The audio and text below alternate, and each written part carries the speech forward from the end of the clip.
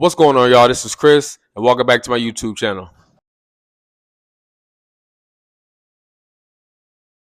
So today we're going to be making chickpea hummus.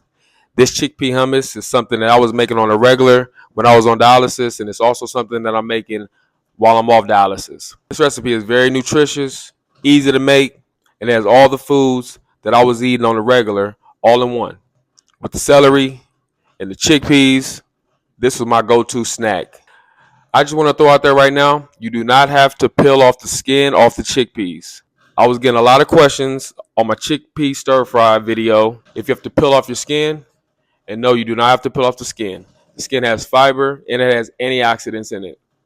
I choose to do it because I digest it easier and the texture is different. And also, I got to throw in there, I am not a doctor and I'm not a licensed physician. And you should consult with your doctor before listening to any advice from me. And then I'll be making this chickpea hummus with canned chickpeas. Feel free to use dry chickpeas. If you use dry chickpeas, it's less sodium, but you do have to soak them overnight, and you have to do the same process. All right, y'all, let's get it. All right, so the first thing that we're gonna start with, we're gonna cut up our garlic.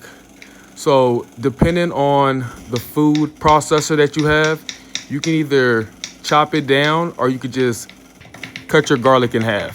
And then after we're done chopping up our garlic, we're gonna take our chickpeas. I am using canned chickpeas. And if you're using canned chickpeas, you could either keep the aquafaba, which is the chickpea juice that's in the can, and you could add it over to the hummus, or you could sub it for water. I will be subbing it for water. Now we're gonna do the skin removal. So this part is optional. I was getting a lot of questions on my chickpea stir fry video, whether you should take it off or not. This is optional. Like I said, I like to do this because of the texture and also because it digests easier. All right, so now we're gonna get started. So you're actually gonna be using 1 lemon because I'm using 1 can of chickpea. 1 can of chickpeas, extra virgin olive oil, organic tahini. We're gonna get some organic parsley also. You're gonna put the chickpeas up in the food processor. After you dump the chickpeas in the food processor, you're gonna drain your lemon juice in there. Remember, 1 lemon, 1 whole lemon. And then we're gonna take our garlic and we're gonna put our garlic in there. And then we're gonna get our organic tahini for 1 can of chickpeas. We're gonna use 1/4 cup of tahini. For 1 can of chickpeas, 1/4 cup of tahini. And then we're gonna add 1/4 cup of water, which is the sub for the aquafaba, cold water that is, a tablespoon of extra virgin olive oil, and then we're gonna add a little bit of salt, some paprika, and now we're ready to go. And then I'm gonna run that on high. I'm gonna let that go for about 30 seconds, 60 seconds, and I'm gonna check it. I'm gonna check the consistency, make sure it's exactly what I want, and that looks perfect. And then you wanna taste it out, see how it tastes.